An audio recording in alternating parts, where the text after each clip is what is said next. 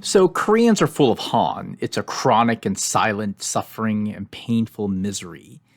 Does Han affect the way we understand and process our Christian faith as Koreans or Korean Americans? I'm going to suggest yes. It's going to affect it in some ways that are helpful, and it'll have some harmful effects.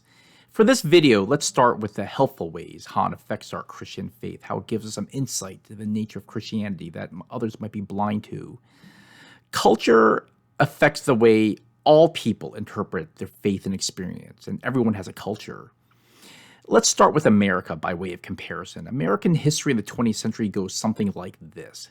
America, like most of the world in the 1930s, endured the Great Depression. It was a massive economic slowdown, unemployment, poverty, hunger, and general misery, and it was a very depressing time for the entire nation and the globe. The Great Depression was followed by World War II, which began in 1939 and ended in 1945. Now, during the war, America turned itself to a massive weapons and military supply factory. Americans just built factories all over the nation. They built tanks, airplanes, guns, ammunition, a uniform, food, etc. They supplied their own troops and the European allied troops with equipment. After the war ended, Europe was physically devastated. And with the Marshall Plan, America would finance a rebuilding of Europe. But Europe was physically pummeled. They couldn't actually have the capacity to build their own stuff. They couldn't really manufacture much of anything. However, America was relatively untouched by the war, except for Pearl Harbor. And so America just built massive factories. And then with those factories, that industrial might that was supplying the war was now supplying material that would rebuild Europe and the rest of the world for that matter. World War II ended, but then the Cold War began.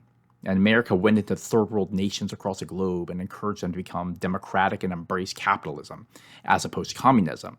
That is to say, people all over Asia, Latin America, and Africa were buying things made by Americans. That is to say, from 1950 to the present, America kept getting richer and richer. America was making and the world was buying. Now, if you're an adult in the 1950s, you were way richer than your parents who were alive during the Great Depression. And if you were an American during the 1970s, you're way richer than your parents were in the 1950s, 90s, so on and so forth. Early 2000s, same thing. Every generation gets richer than the generation before, more prosperous, more technology. Life just seemed to be materially better and better with every passing generation. If you're a white middle-class American after World War II, you're probably going to prosper economically. Now, you get credit for sure. You work hard, you go to school, you make some smart decisions, you're sober, you work hard again.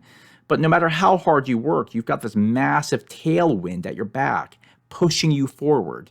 You're riding this tremendous tidal wave of national economic growth that's way more mighty than anything you can do. Now, you could actually delude yourself into thinking it's all me. It is you, for sure, but there's a lot of stuff pushing you forward. Now, let me back up a little bit. Historically, Billy Graham starts his crusades in 1947. Billy Graham and people like Billy Graham are going all over America, preaching the gospel, and massive waves of people are accepting Jesus Christ as their personal savior. 1947, coincidentally, that's really close to the end of the war. And for the next several decades, Billy Graham and people like Billy Graham are very successful. In short, America gets really, really Christian starting around the end of World War II, and they keep getting more and more Christian with every passing generation.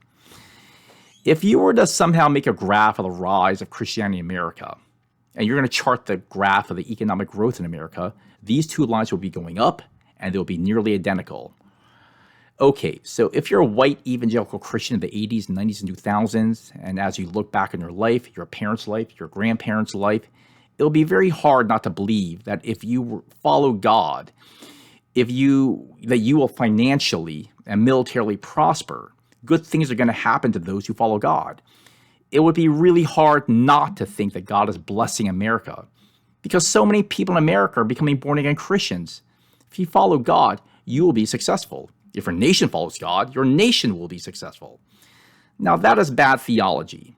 But even if you never said this out loud, even if you never consciously believed it, it'll be hard not to sort of believe this stuff unconsciously. But it's still really bad theology. Okay, so what's going on in Korea around this time period?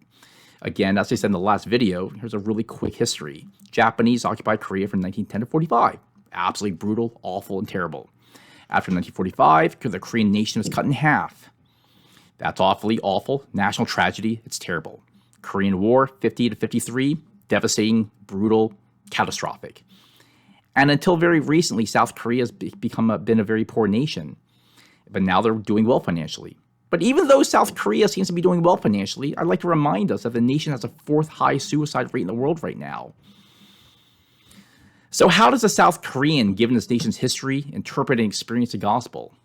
Again, let me focus on the positive view in this video. I'll do some negative stuff in the following videos.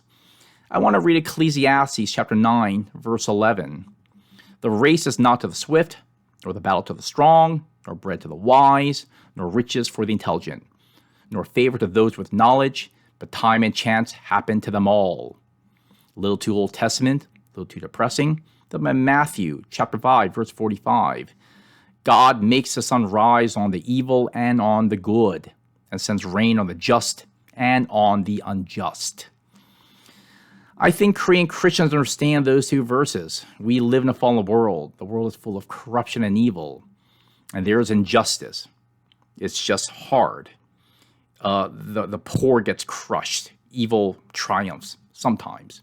It's not all bad. There's still some good, but it's mixed with corruption, and it might appear to seem random at times. Korean Christians pray a lot. They pray passionately, ferociously, with dedication, with desperation they pray. One reason why they pray so much could be that they don't put too much hope in this world. It's let them down too many times. They don't trust the world to work out well for them. There is nothing in this world that can save them but the mercy of God. So how does a Korean interpret this verse? Matthew chapter 4, verse 13. But the one who endures to the end will be saved. If your life on earth is a cushy and awesome and comfortable, and you just keep winning and winning and winning, and you strongly associate being Christian with winning all the time, what's there to endure? You say you have hope. You say you have faith. Big deal. You don't get much credit for that. But Korean Christians have been tested. They have faced a hard and brutal world, and they have learned to endure. They've been trained. And they do in the hope that they will be saved from a fallen world.